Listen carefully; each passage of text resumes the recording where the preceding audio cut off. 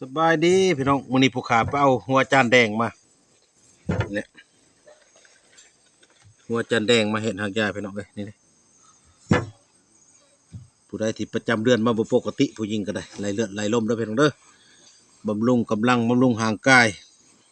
ผู้ใดเป็นขี้บักเหลืองเอานี่แหละจานแดงนี่แหละเป็นหัวเป็นนี่แหละพี่น้องเอ้ยสังเกตเด้อผู้ขามาแนะนำจักมาประกอบหางยาดีแต่ได้พี่น้องเอ้ยบำรุงห่างกายบำรุงกำลังเฮา